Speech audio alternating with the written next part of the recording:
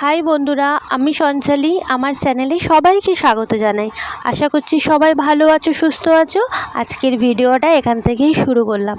আজকের ঘরে বানাচ্ছি ফ্রাই মোমো, তো তার জন্যই সবাই জোগাড়জান্তি সব কিছু কেটে রেখেছি। চলুন তাড়াতাড়ি এবার বানিয়ে নেওয়া যাক। আচ্ছা, এখানটা আটাটা মেখে রাখা হয়েছে আর লেচি কেটে রেখে দিয়েছি। আচ্ছা, এখানে মাংসটা কিমা করে রাখা হয়েছে, কিমা করেই বাজার থেকে নিয়ে এসেছিলো। আচ্ছা, একটু পেঁয়াজ কুচিয়ে দিয়েছি, একটু গাজর কুচি, যা যা সবজিপাতি কেটেছি। আচ্ছা, একটু বাঁধাকপি কুচিয়ে নিয়েছি। আচ্ছা, একটু ক্যাপসিকাম অ্যাড করলাম আর একটু কাঁচা লঙ্কা সব কুচিয়ে রেখে দিয়েছি। আচ্ছা, এইটা হচ্ছে একটু পুদিনা পাতা, ফ্রিজে ছিল তো তাই একটু কুচিয়ে দিলাম। আচ্ছা, একটু ধনে পাতাও অ্যাড করেছি।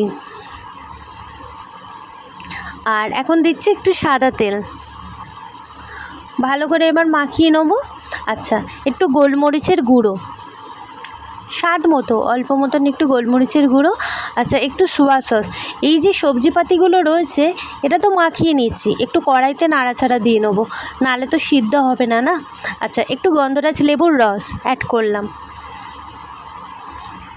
আর এই যে পুরো রান্নাটা হচ্ছে, আমি এই যে ভিডিও করছি আর এটা করছে আমার শাশুড়ি মা, এই যে করে দিচ্ছে আর আমি এই যে ভিডিও করছি। ওনারই উদ্যোগে আজকের হচ্ছে এই যে ফ্রাই মোমো। আচ্ছা, সব শেষে দিলাম একটু নুন, ভালো করে আবার মাখিয়ে নিচ্ছি। আচ্ছা, চলুন এবার এটা কড়াইতে ফেলে একটু নাড়াচাড়া দিয়ে নিই, একটু সিদ্ধ হয়ে আসবে তারপরেই নামিয়ে নেবো, কারণ সব তো কাঁচা কাঁচা সবজি, ক্যাচ ক্যাচ করে বড্ড মুখে।